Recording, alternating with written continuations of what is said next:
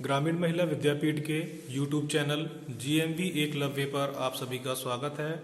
कक्षा 12 विषय भूगोल अध्याय 3 विश्व जनसंख्या वितरण घनत्व एवं वृद्धि।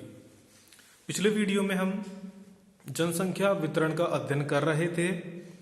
आज हम जनसंख्या वितरण से संबंधित देशों के बारे में अध्ययन करेंगे।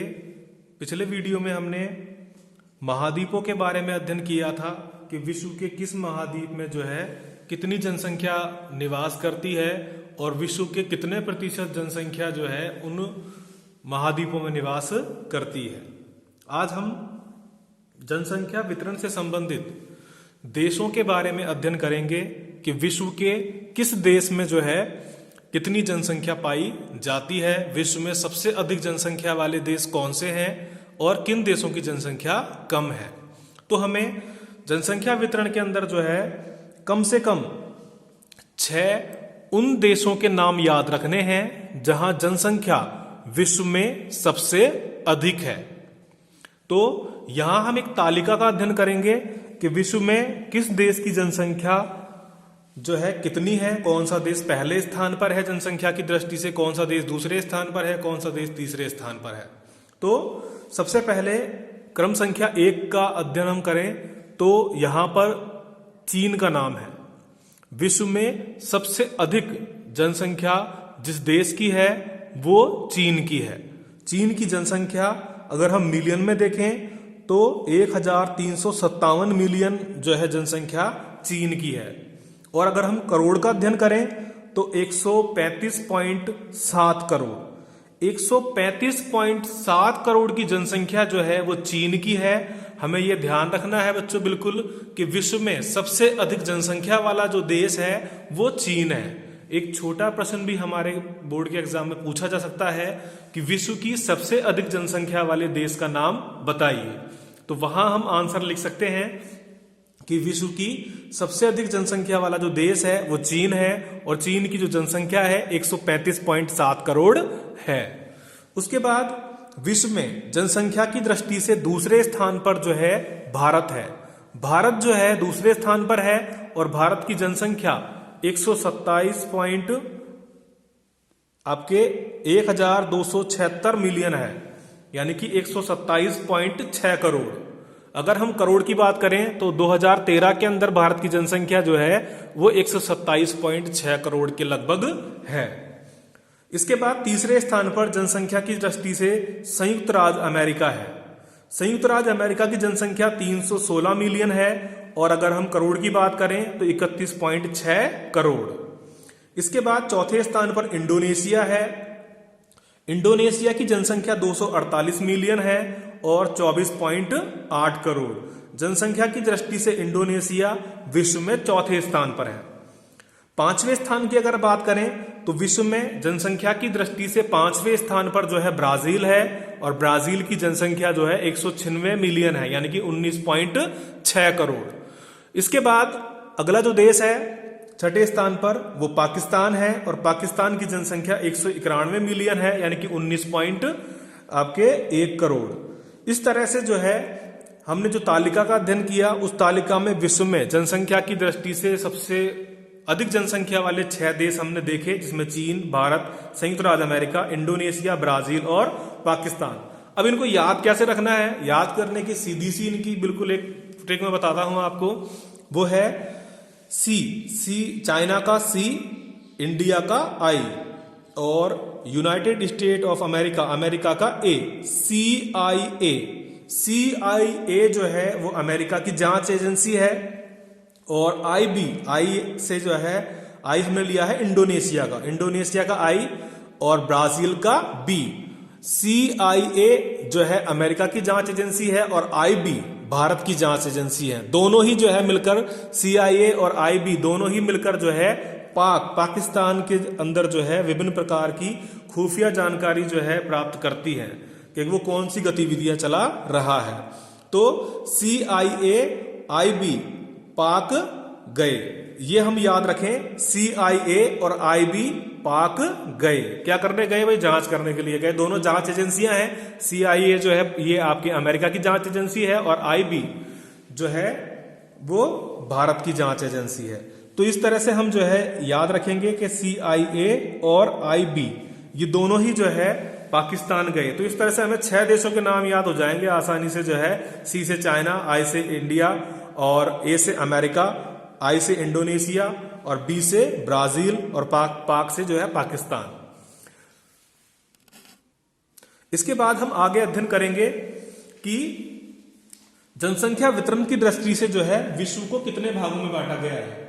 तो जनसंख्या वितरण की दृष्टि से जो है विश्व को 4 भागों में बांटा गया है। वो 4 भाग कौन कौन से हैं? इसमें सबसे पहला जो क्षेत्र है वो है सघन जनसंख्या के प्रदेश। सघन जनसंख्या के प्रदेश, नाम से पता लग रहा है, ऐसे जनसंख्या के प्रदेश जिन क्षेत्रों में जनसंख्या बहुत अधिक निवास करती है। विश्व के 5 प्रदेश ऐसे हैं जहां जनसंख्या जो है सघन रूप में निवास करती है। अब वो 5 प्रदेश कौन कौन से हैं वो हमने नीचे लिखे हुए हैं। इसमें पूर्वी एशिया, पहला जो क्षेत्र है सघन जनसंख्या वाला वो है पूर्वी एशिया का क्षेत्र। पूर्वी एशिया के अंदर आपके चीन, जापान, दक्षिण कोरिया, ताइवान और हांगकांग के क्षेत्र आते हैं। ये सभी क्षेत्र जो है पूर्वी एशिया में है और इन देशों के अंदर जनसंख्या जो है सघन रूप में पाई जाती है, यानी कि यहां पर बहुत अधिक जनसंख्या निवास करती है। इसके बाद है अगला क्षेत्र दक्षिणी एशिया।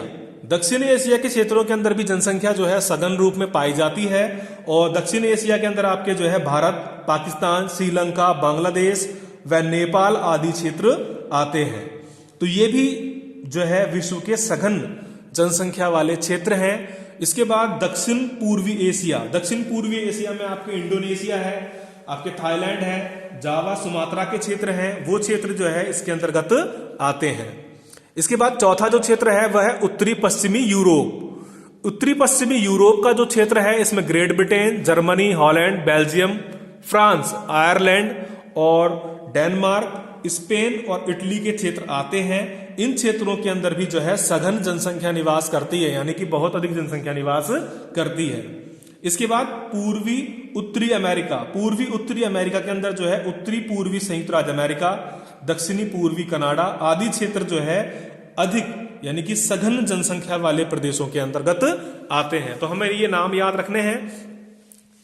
कुल मिलाकर हमारे को जो है जनसंख्या की वितरण की दृष्टि से जो है विश्व को 4 भागों में बांटा गया है। वो नाम याद रखने हैं। पहला क्षेत्र है सघन जनसंख्या के प्रदेश, दूसरा क्षेत्र है सामान्य जनसंख्या के प्रदेश, तीसरा क्षेत्र है विरल जनसंख्या के प्रदेश और चौथा है अति न्यून जनसंख्या के प्रदेश। तो इन नामों को याद रखना है।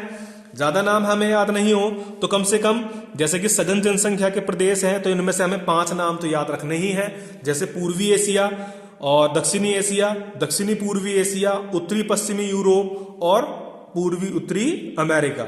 इसके बाद में अगला जो क्षेत्र है, अगला जो भाग है जनसंख्या की वितरण की दृष्टि से वो है आपका सामान्य जनसंख्या के प्रदेश।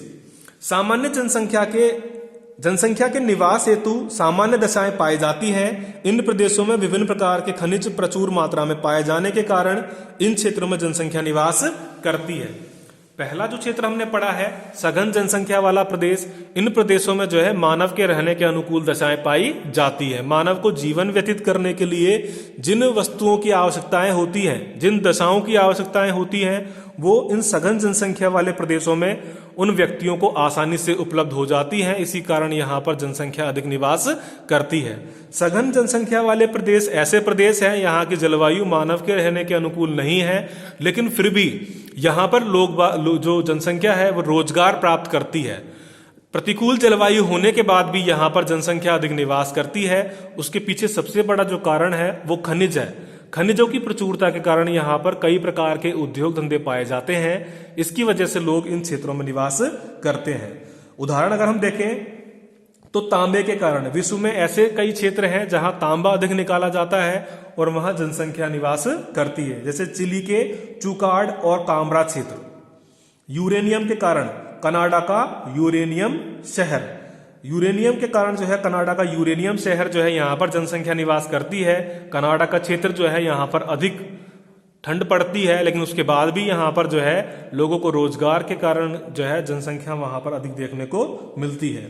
स्वर्ण के कारण, सोने के कारण, जो सोना है वो पश्चिमी ऑस्ट्रेलिया में पाया जाता है और पश्चिमी ऑस्ट्रेलिया के अंतर्गत जो है आपके मरुस्थल पाए जाते हैं, लेकिन मरुस्थलीय जलवायु होने के कारण भी जो है इन क्षेत्रों में जनसंख्या अधिक निवास करती है। तो ये सामान्य जनसंख्या के प्रदेश हो गए कौन कौन से, तांबे के क्षेत्र, यूरेनियम के क्षेत्र और स्वर्ण क्षेत्र। इसके बाद आगे हम जो है, इसके बाद अगला जो क्षेत्र है वो है आपका तीसरा, विरल जनसंख्या के प्रदेश। इन क्षेत्रों में स्थिति, उच्चावच और जलवायु की विषम परिस्थितियों के कारण जो है जनसंख्या विरल पाई जाती है। ऐसे जो क्षेत्र हैं यहां पर जनसंख्या जो है बहुत ही कम निवास करती है। किस कारण से? यहां पर स्थिति जो है, इन क्षेत्रों की स्थिति ऐसी है जो मानव के रहने के अनुकूल नहीं है। अधिक ऊंचाई वाले क्षेत्र हैं, जलवायु की विषमता, जलवायु या तो ज्यादा ठंडी है या ज्यादा गर्म है या शुष्क है या अति आर्द्र है। इस कारण से जनसंख्या जो है इन क्षेत्रों में कम निवास करती है। चौथे क्षेत्र है अति न्यून जनसंख्या वाले क्षेत्र। विषम जलवायु एवं धरातल की कठोरता के कारण जनसंख्या इन क्षेत्रों में बहुत कम निवास करती है। ऐसे क्षेत्र हैं अति शीतल क्षेत्र, उष्ण मरुस्थल, उच्च धरातलीय क्षेत्र, विषुवतरेखीय आर्द्र वन तथा मध्य अक्षांशीय मरुस्थलीय प्रदेश जो है इसके अंतर्गत आते हैं। तो इन क्षेत्रों का हमें ध्यान रखना है। कुल मिलाकर विश्व की जनसंख्या को जो है वितरण की दृष्टि से 4 भागों में बांटा गया है। सघन जनसंख्या वाले प्रदेश, सामान्य जनसंख्या वाले प्रदेश, विरल जनसंख्या वाले प्रदेश और अति न्यून जनसंख्या वाले प्रदेश। इन बिंदुओं से जो है बड़ा प्रश्न पूछा जा सकता है कि जनसंख्या को जो है वितरण की दृष्टि से विश्व में कितने भागों में बांटा जा गया है। जनसंख्या को जो है वितरण की दृष्टि से कितने भागों में बांटा गया है, विश्व जनसंख्या को जो है वितरण की दृष्टि से कितने भागों में बांटा गया है। तो उस प्रश्न के आंसर में जो है हमें चारों बिंदु जो है ये लिखने हैं। इससे बाद फिर आगे हम अध्ययन करेंगे जनसंख्या वितरण और घनत्व को प्रभावित करने वाले कारण। ऐसे कौन से कारण हैं जिनकी वजह से मानव जो है छोटे से क्षेत्र में रहना पसंद कर रहे हैं, जबकि पृथ्वी का धरातल बहुत अधिक है। चाहे तो मानव जो है अलग अलग क्षेत्रों में निवास कर सकते हैं, लेकिन ऐसा देखने में आता है कि मानव जो है कुछ ही क्षेत्रों को पसंद करते हैं रहने के लिए, बाकी सारा क्षेत्र जो है निर्जन है। ऐसे क्या कारण है कि मानव जो है कुछ ही क्षेत्रों पर निवास करते हैं? उसके पीछे आगे हम इन कारणों का अध्ययन करेंगे। जनसंख्या वितरण को जो कारक प्रभावित करते हैं वे जनसंख्या घनत्व को भी प्रभावित करते हैं। ये जो पॉइंट हम पढ़ रहे हैं, ये पॉइंट आपके जो है भारत की जनसंख्या वाले भाग में भी दिया हुआ है, यानी खंड ब के अंदर भी दिया हुआ है। तो इसको हमें यहाँ पर आसानी से अच्छी तरीके से समझना है ताकि हम वहां पर जो है इसके आंसर आसानी से लिख सकें, दूसरे भाग के अंदर भी जो है आंसर को जो है लिख सकें। केवल आंकड़ों का फर्क है, यहाँ पर उदाहरण विश्व के दिए हुए हैं, वहां पर जो उदाहरण दिए हुए हैं वो भारत के दिए हुए हैं। तो जो कारक जनसंख्या वितरण को प्रभावित करते हैं वही कारक जो है जनसंख्या घनत्व को भी प्रभावित करते हैं। विश्व में जनसंख्या वितरण को प्रभावित करने में कई कारक सहायक हैं जिनको निम्न भागों में बांटा जा सकता है। पहला जो कारक है आपके इसमें बुक में वो दिया हुआ है भौगोलिक कारक, भौतिक कारक या प्राकृतिक कारक। तीनों के ही जो है तीनों का अर्थ एक ही है, भौगोलिक कारक, भौतिक कारक या प्राकृतिक कारक। यह कारक जनसंख्या को सर्वाधिक प्रभावित करते हैं जो निम्नलिखित है। भौतिक कारकों में सबसे पहला जो पॉइंट है वो है जलवायु। जलवायु किसे कहते हैं? किसी क्षेत्र पर या किसी प्रदेश में लंबे समय तक जो है तापमान, वर्षा, आर्द्रता, पवनों की बहने की दिशा, ये सभी लंबे समय तक एक जैसे बने रहते हैं तो वो जलवायु कहलाती है।